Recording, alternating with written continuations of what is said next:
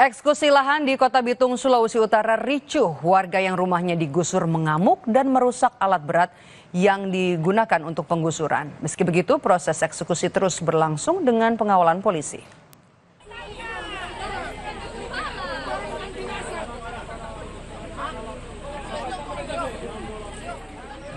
Seorang perempuan mengadang eskavator yang akan mengeksekusi lahan di Kelurahan Girian Indah, Bitung, Sulawesi Utara. Ia juga merusak kaca alat berat karena tidak rela rumahnya digusur.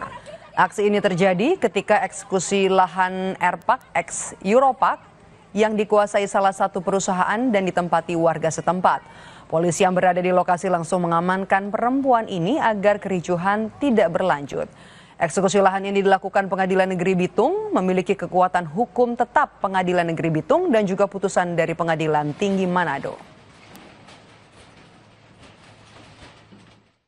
Satu lokasi yang sempat ditangguhkan pelaksanaannya oleh Pengadilan Negeri Bitung karena ada perlawanan sesuai dengan SEMA Mahkamah Agung, itu harus ditangguhkan terlebih dahulu, dan setelah ada putusan pengadilan tingkat pertama dinyatakan salah, ditolak, maka perkara itu harus ditindaklanjuti kembali dan dilakukan eksekusi. Hari ini waktunya kami melakukan eksekusi pengosongan, dan saat ini saya lihat sudah 80% sudah tereksekusi.